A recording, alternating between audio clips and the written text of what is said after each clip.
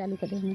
नमस्ते दीदी भैया, देखिएगा हम लोग एक चुटकुला नाच गीत बहुत प्यारा हम लोग गा रहे हैं, और पसंद आएगा तो लाइक सब्सक्राइब कमेंट करिएगा, ज़्यादा से ज़्यादा शेयर करिएगा और कमेंट में बताइएगा आप लोग को कैसा लग रहा है।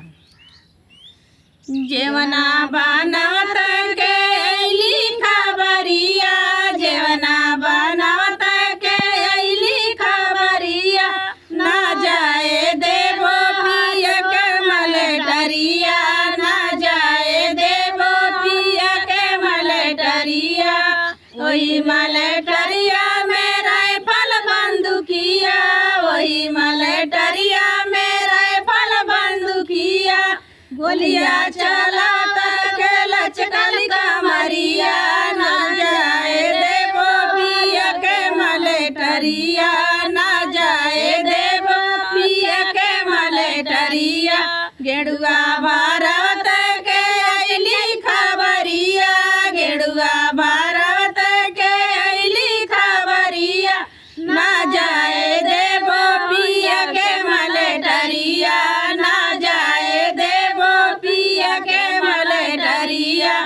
ओही मलेटरिया में राइफल बंदूकिया, ओही मलेटरिया में राइफल बंदूकिया, गोलियां चलावता के लचकल कमरिया, नया चलावता के लचकल कमरिया, ना जाए देवो पिया के मलेटरिया, ना जाए देवो पिया के मलेटरिया।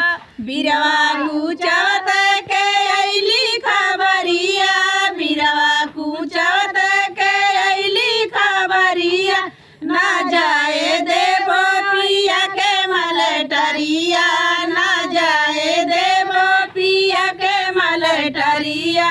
ओही मलेटरिया में राइफल बंदूकिया, ओही मलेटरिया में राइफल बंदूकिया, गोलियां चलाता के लचकल कमरिया, ना जाए देवो पिया के मलेटरिया, ना जाए देवो पिया के मलेटरिया।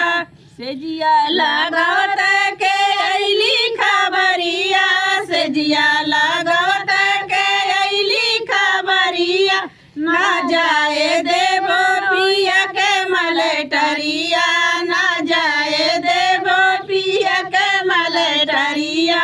ओही मलेटरिया में राइफल बंदूकिया, ओही मलेटरिया में राइफल बंदूकिया, गोलियां चलाता के लचकल कमरिया, ना जाए देवो पिया के मलेटरिया, ना जाए